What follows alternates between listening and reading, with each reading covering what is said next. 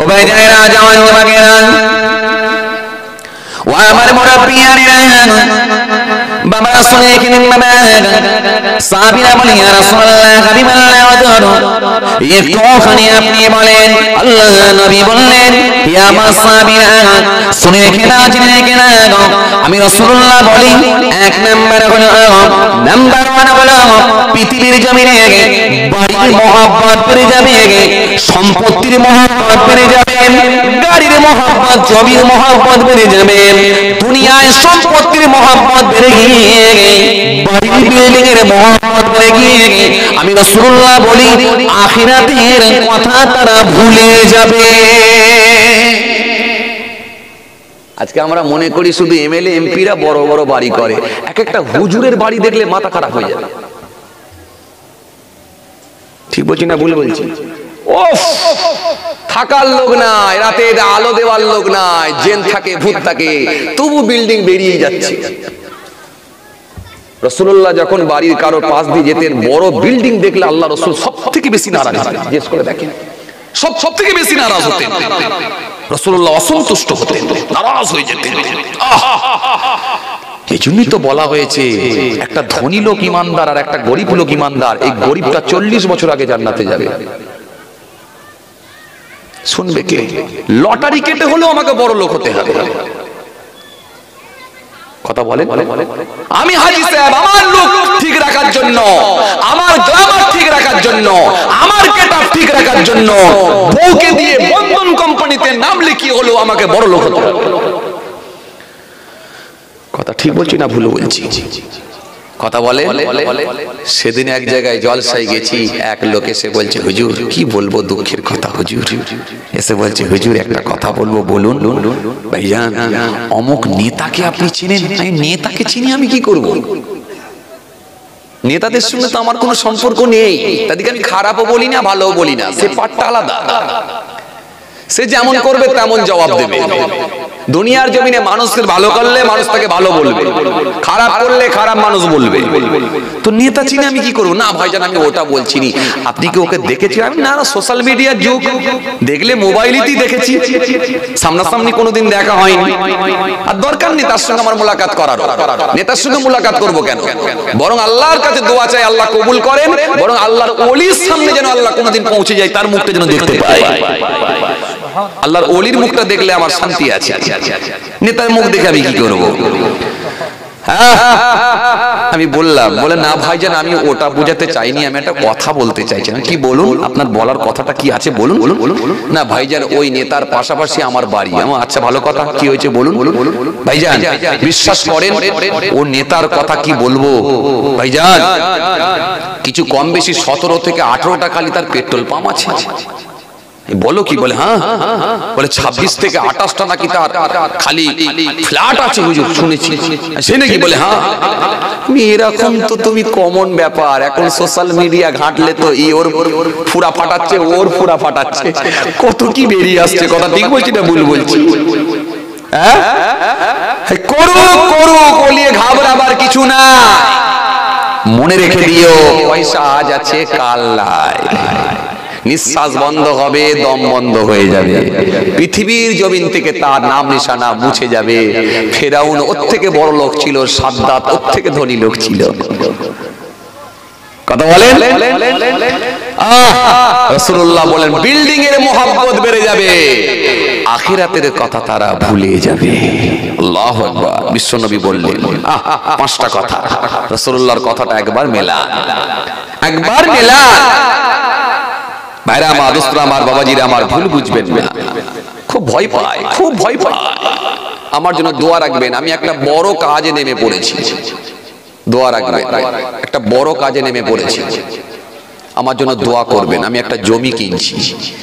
বলে ভাইজান জমি কিনছেন, আবার বড় কাজে নেমেছেন? জমি কিনলে তো আপনি আলু চাষ করবেন, ধান চাষ করবেন, নিজে খাবেন, আর আপনার জন্য দোয়া করে আমাদের লাভটা কি? কথাটা একদম বাস্তব। বা বিশ্বাস করেন রাসূলুল্লাহর মেম্বারে বসে বলছি, আল্লাহকে সাক্ষী রেখে বলছি, 1 কাটা জমি আমার ছিল না। এই একটা জমি কিনছি, দোয়া রাখবেন।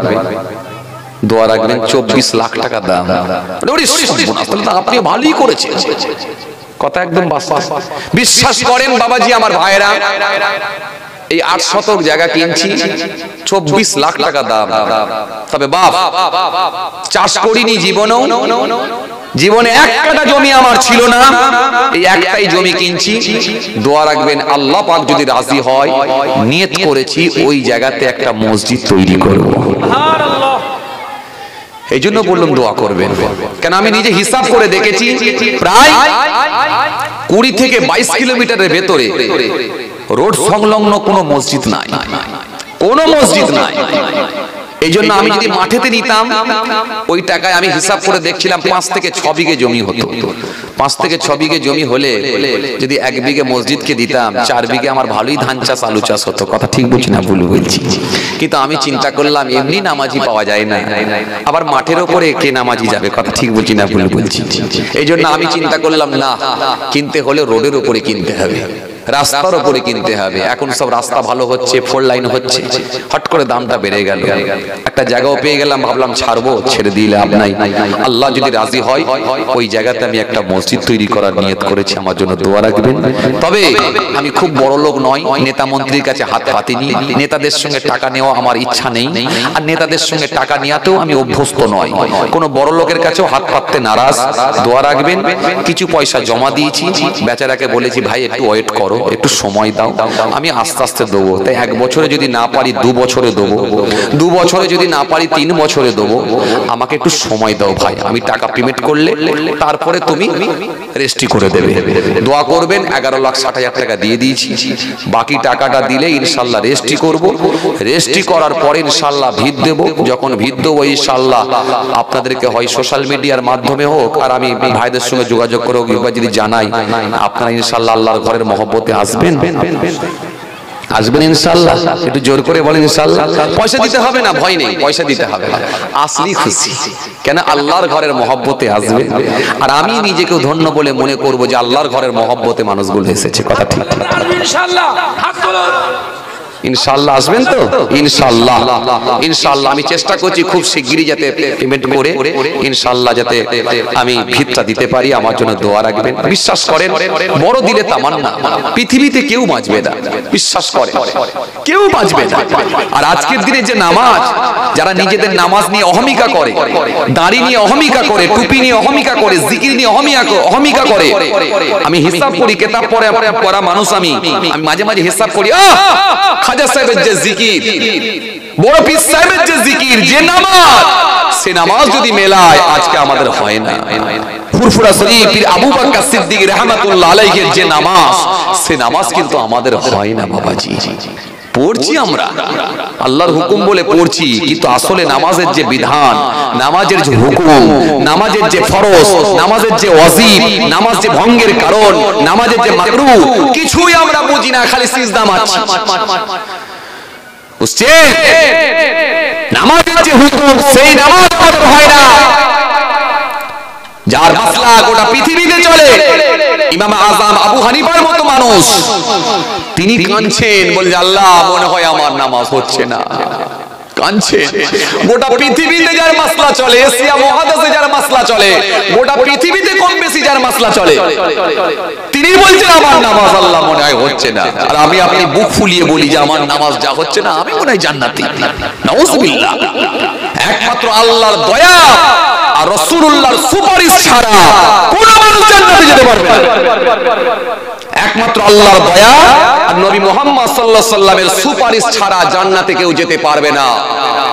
জান্নাতে যেতে গেলে আল্লাহর দয়া লাগতে হবে। যাক বান্দা আমাকে সিজদা দিয়েছিল, যাক বান্দা রুকু করেছিল, যাক বান্দা কিয়াম করেছিল, যাক বান্দা ফজরের সময় এই শীতেতে কঠিন ঠান্ডায় ওযু করে কাঁপতে কাঁপতে নামাজ পড়েছিল। হয় না বটে, কিন্তু আমি আল্লাহকে ভালোবেসে দাঁড়িয়েছিল, আমার হুকুমটা মেনেছিল। কথা বুঝছেন কি বলছি? অনেকটা সেই কবিতা পড়ার মতো। মাস্টার মশাই বলল, দুটো ছেলেকে বলল, কোচি তোরা দুজন এই কবিতাটা মুখস্থ করে নিয়ে আসবি। পরদিনে টিচারের কাছে গিয়ে বলছে, মুখস্থ করেছিস? বলছে হ্যাঁ স্যার করেছি। পড়তো। একটা ছেলে পড়ছে, আতা গাছে তোতা পাখি, ডালিম গাছে মৌ, হিরে দাদার কথা বলো নি, বলো ছেলেরা বলো, তোমরা বলো, মরমরে থান ঠাকুর দাদার বউ। এই বলতে গিয়ে একজন আটকে গেল। আটকে যাওয়ার পরে বলে, কি করে তুই পড়িসনি কেন? স্যার মুখস্থ করেছিলাম, একটু গন্ডগোল হচ্ছে স্যার। আচ্ছা ঠিক আছে, সাইড দাঁড়া। আর একজনকে বলে, এই তুই বলতো। সে বলছে, স্যার আমার মুখস্থ হয়নি স্যার, আমি করিনি স্যার, আমার হয়নি। মার কে বেশি খাবে? কেলানি কে বেশি খাবে? একটু কথা বলেন না কেন? যারা হয়নি, তাই তো? ঠিক নামাজ পড়েছেন, দাঁড়িয়েছেন, কিয়াম করেছেন, রুকু করেছেন, হয়নি, আটকে আটকে চালিয়েছেন। আল্লাহ বলতে পারেন, তিনি ইচ্ছা করতে পারেন, তিনার দয়া, তিনার মায়া, তিনি বলতে পারেন, যাক বান্দা পুরোপুরি না হলেও তবু আমার হুকুমটা মেনেছিস। আর একজনকে বলবে, হয়নি, আমার হয়নি। মার কোনো ব্রেক থাকবে না, এমন মারবে ব্রেকের কোনো ব্রেক মারার কোনো জায়গা থাকবে না। এটাই তফাৎ, এটাই তফাৎ। না হলে যে নামাজ আল্লাহর ওলিরা পড়েছে, সে নামাজ কিন্তু আমাদের হচ্ছে না বাপ, হয় না। আমরা কিছুই বুঝি না, বুড়ো বয়সে নামাজ প্র্যাকটিস করি, হয় না, হয় না। জিজ্ঞেস করে দেখেন আমার হাফেজ সাহেব ভাই ছোট ছোট বাচ্চাগুলোকে তৈরি করছে, এরা কত মাসলা জানে জানেন? বুড়ো লোকেরা জানে না, মাথা খারাপ হয়ে যাবে। নামাজ ভঙ্গের কারণ আপনি বোঝেন না, নামাজের ওয়াজিব বোঝেন না, কিচ্ছু বোঝেন না, নামাজ পড়ছেন বাপ। মানজাল্লাযী ইয়াতাআল্লা আলাইয়া আল্লাগফিরু লি ফালানি ক্বাদ গফারতু লাহু ওয়া হাবাবতু আমালিকা। কোন দিক দিয়ে আল্লাহ আমল বরবাদ করেছে সে আল্লাহই জানে, আল্লাহই জানে বাবাজি। এই জন্য বাপ, শরীয়তের যে বিধান সে নামাজ। জগৎ বিখ্যাত ওলি, গোটা পৃথিবীতে যার নাম, বড় পীর আব্দুল কাদের জিলানী হুজুরের মতো মানুষ, তিনি বলছেন, मैंने एक साल ना खाया ना पिया ना सोया, मैंने 40 साल নামাজ পড়া, আমি 40 বছর এসার ওজুতে ফজরের নামাজ পড়েছি। জোরে করে বলতে পারেন না সুবহানাল্লাহ? তিনি বলছেন, আল্লাহ আমার নামাজ হচ্ছে তো। কথা বুঝে আসছে? আর আমি আপনি নামাজ নিয়ে অহমিকা করি,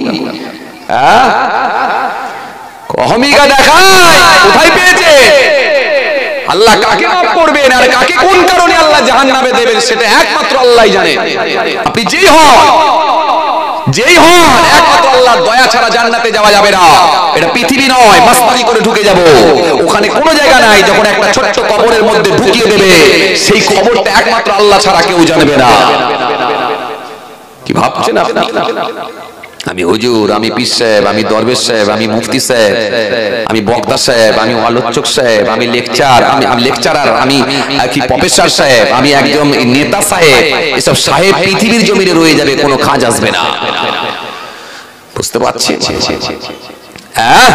সাহাবীরা নামাজ পড়েছে, আল্লাহু আকবার, দুশমনের দল তীর মেরেছে, শরীর দিয়ে রক্ত ঝরে যাচ্ছে, ডান দিকে বাঁ দিকে সালাম ফিরিয়ে বললেন, অন্য সাহাবী বলেন, হুজুর আপনার শরীর দিয়ে রক্ত ঝরছে হুজুর, দুশমনের দল তীর মেরেছে হুজুর, তীর মেরেছে হুজুর, টেনে বার করব। সাহাবী বললেন, টেনে বের করো না, আমি আরেকবার নামাজে দাঁড়িয়ে যাই, তারপরে তুমি টেনে বের করবে। আরেকবার নামাজে দাঁড়িয়ে গেলেন, এত সুন্দর করে কিরাত করে শুদ্ধভাবে আল্লাহর কোরআন শরীফ তেলাওয়াত করছেন, জান ঠান্ডা হয়ে যায়, মনটা সেই দিকে চলে গেছে, আল্লাহর কোরআনের দিকে। আল্লাহ দেখছেন এই মনে করে নামাজ পড়ছেন। অন্য সাহাবী তীর টেনে বের করে নিলেন, ডান দিকে বাঁ দিকে সালাম ফিরিয়ে বললেন, কই গো সাহাবীরা, রাসূলুল্লাহ সাহাবীরা ভাইরা, তীর টেনে বের করেননি? বলে, হুজুর তীর টেনে বের করে নিয়েছি। বলে, আল্লাহর কসম করে বলি, কসম আল্লাহ, আল্লাহর কসম করে বলি, কখন তোমরা তীর টেনে বের করেছো আমি সাহাবী একটু বুঝতে পারি না। জোর করে হয় না। এরপর রাসূলুল্লাহ কি বলেন, সাল্লু কামা রাআইতুমুনি উসাল্লি, যেমন আমাকে নামাজ পড়তে দেখো তেমন নামাজ পড়ো। আল্লাহু আকবার। রাসূলুল্লাহকে দেখেছিল কারা? সাহাবীরা, আমরা তো দেখিনি। এরপরও নবী বলেন, সাহাবীরা যেমন আমাকে নামাজ পড়তে দেখো তেমন নামাজ পড়ো। বিশ্বনবীর নামাজটা কেমন ছিল? বিশ্বনবীর নামাজ নিয়ে আলোচনা করাটাই আমাদের মূর্খমি হবে, বোকামি হবে, অন্য কিছু নয়। তবে একটা মিসাল দিই, ভালো করে শোনেন। বিশ্বনবী নামাজ পড়তে দাঁড়িয়েছেন, 2 রাকাত নামাজ পড়ছেন, 6 পারা কোরআন শরীফ তেলাওয়াত করছেন। আল্লাহু আকবার। একটা মিসাল দিচ্ছি খালি বোঝানোর জন্য নামাজ কেমন পড়েছেন। হাফেজ সাহেব ভাইজান বসে আছে, জিজ্ঞাসা করে দেখেন, হাফেজ সাহেব ভাইকে জিজ্ঞাসা করে দেখেন, শুদ্ধভাবে যদি কোরআন তেলাওয়াত করতে হয়, মাখরিজ যদি ঠিকঠাক ভাবে সহি করে যদি পড়তে হয়, এক পারা কোরআন শরীফ পড়তে অন্তত 45 মিনিট থেকে 1 ঘন্টা লাগবে। তাহলে এক পারা কোরআন শরীফ পড়তে যদি 45 মিনিট থেকে 1 ঘন্টা লাগে, রাসূলুল্লাহ 2 রাকাত নামাজে 6 পারা কোরআন শরীফ পড়ছেন। তাহলে কম বেশি প্রায় 5 থেকে 6 ঘন্টা সময় লাগাচ্ছেন 2 রাকাত নামাজে। এবার চিন্তা করে দেখো রাসূলুল্লাহর নামাজটা কেমন ছিল। আর আমি বলতে পারছি না, কোন কোন রাতে রাসূলুল্লাহ দাঁড়িয়ে সারা রাত ধরে নামাজ পড়ছেন, পা মুবারক গুলো ফুলে গিয়ে ফেটে গিয়ে রক্ত ঝরে ঝরে পড়ছে। মা আয়েশা সিদ্দিকা রাদিয়াল্লাহু তাআলা আনহা এসে বললেন, ইয়া রাসূলুল্লাহ, হাবিবাল্লাহ, হুজুর আপনি এত নামাজ পড়েন কেন? আপনার দেখে আমি আয়েশা আমার বড় কষ্ট হয় হুজুর। আপনি বেগুনাহ মাসুম করেছে আল্লাহ আপনাকে, আগে গুনাহ নাই পরে গুনাহ নাই। আপনার সম্পর্কে আমার আল্লাহ একাধিক আয়াত দিয়েছেন, আপনার সম্পর্কে আমার আল্লাহ বারবার আল্লাহ ওহী দ্বারা জানিয়েছেন। সুতরাং আপনি এত নামাজ পড়েন কেন হুজুর? আপনি পড়ুন, আমার কোনো অসুবিধা নাই, কিন্তু এত পড়েন পা মোবারক গুলো ফুলে গিয়ে ফেটে গিয়ে রক্ত বার হয়। বিশ্বনবী প্রফেট মুহাম্মদ সাল্লাল্লাহু আলাইহি ওয়াসাল্লাম বললেন, আয়েশা আমি কি আল্লাহ পাকের সলে বান্দাদের মধ্যে কি শামিল হব না? আর আপনি আসরের নামাজ পড়েন, 4 মিনিট সময় দেন না, আবার নিজেকে বড় নামাজি বলে দাবি করেন। কোথায় পেয়েছেন? আসুন, ভুল বুঝবেন না। সর্বসময় একটা কথা আমাদের মনে রাখতে হবে, যেই হোক একটা কথা মনে রাখতে হবে, আল্লাহ তুমি আমাকে ক্ষমা করো, মাফ করো, তোমার দয়া ছাড়া পার হওয়া যাবে না। এটা মাথায় রেখে আমাদের চলতে হবে। চলুন, যে কথা বোঝাতে চাইছিলাম, রাসূলুল্লাহ বললেন 5টা জিনিস নিয়ে মানুষ মেতে উঠবে। মনে আছে তো আপনাদের? মনে আছে না ভুলে গেছেন? কথা কন না কেন আপনারা? মনে আছে তো? বিশ্বনবী বললেন, তাহলে 1 নম্বরে পৃথিবীর জমিনে তারা সম্পত্তি নিয়ে মেতে উঠবে, বড় বড় বাড়ি বানাবে, বিল্ডিং বানাবে, বিল্ডিং এর মহব্বত তাদের কাছে বেড়ে যাবে। বিশ্বনবী সাহাবীদের বলেন, সাহাবীরা শেষ জামানায় মানুষ 30 বছর, 40 বছর, 50 বছর করে বাঁচবে। তৎকালীন সময় মানুষ বাঁচতো কত? 300 বছর, 400 বছর, 500 বছর, 600 বছর। সাহাবীরা ঘাবড়ে গেল, ইয়া রাসূলুল্লাহ, হাবিবাল্লাহ, হুজুর মাত্র 30 বছর, 40 বছর করে বাঁচবে তো হুজুর, ওরা এরপরও বাড়ি বানাবে? আল্লাহর নামের বাড়ি কি গো, এত বড় বড় বিল্ডিং বানাবে, চোখ টাঙিয়ে চোখ এরকম করে নিচু করে দেখতে হবে তাদের বাড়ি পর্যন্ত। আজকে কলকাতা শহরের দিকে একটু যান, টাওয়ারের মতো বাড়ি করছে। কথা ঠিক বলছি না ভুল বলছি? কথা বলেন। টাওয়ারের মতো বাংলো বানানো হচ্ছে। সাহাবীদের আল্লাহর নবী মুচকি হেসে বলেন, সাহাবীরা তোমরা কি করতে? বিশ্বনবী বললেন, তোমরা কি করতে? সাহাবীরা বলে, ইয়া রাসূলুল্লাহ, হাবিবাল্লাহ, হুজুর 30 বছর 40 বছর তো গাছতলার বসে তিরপল খাটিয়ে আর গাছতলার নিচেই বসে বসে আমরা কাটিয়ে দিতাম। জি হ্যাঁ, ও ভাই যারা জওয়ান যুবকেরা, ও আমার মুরব্বিয়ানেরা, বাবারা শুনে কিনেন বাবা। সাহাবীরা জিজ্ঞাসা করলেন, ইয়া রাসূলুল্লাহ, ইয়া হাবিবাল্লাহ, হুজুর আপনি তো 5টা কথা বলেছেন, 1 নাম্বার হয়েছে, 2 নাম্বারটা কি একটু বলুন? আল্লাহ নবী সেই সুমাতে রয়েছেন, ইয়া আমার সাহাবীরা শুনে রেখে দাও, জেনে রেখে দাও, আমি রাসূলুল্লাহ তোমাদের আরেকটা কথা জানিয়ে দিয়ে পৃথিবীর জমিনে মানুষের কাছে দেখবে সব হিসাব থাকবে, দুনিয়ার হিসাব তাদের কাছে এ টু জেড থাকবে, সব হিসাব তাদের মধ্যে থাকবে, কিন্তু আমি রাসূলুল্লাহ দুঃখের সঙ্গে বলি আখিরাতের হিসাব তারা ভুলে যাবে। যেদিনে কাফনকে বানানো হবে কাগজ, শাহাদাত আগুনকে বানানো হবে কলম, লিখো লিখো লিখো লিখো 40 বছর তুমি কি করেছিলে, কাফনের উপরে তুমি আজকে সাজানো, 60 বছর তুমি কি করেছিলে, আজকে এখানে বসে বসে লেখো, 90 বছর কি করেছিলে, আজকে তুমি এখানে বসে বসে লেখো। সেদিনে মানুষ কোন রাস্তা খুঁজে পাবে না, অথচ আমি রাসূলুল্লাহ বলি পৃথিবীর জমিনে কবরের হিসাব, আখিরাতের হিসাব তারা ভুলে গিয়ে পৃথিবীর হিসাব তাদের কাছে নিয়ে মেতে উঠবে। একটা কারখানা যদি বানায় 10টা কারিগর থাকে, কত টাকা বেতন দিয়েছে, মালিকের কাছে ম্যানেজারের কাছে হিসাব থাকে।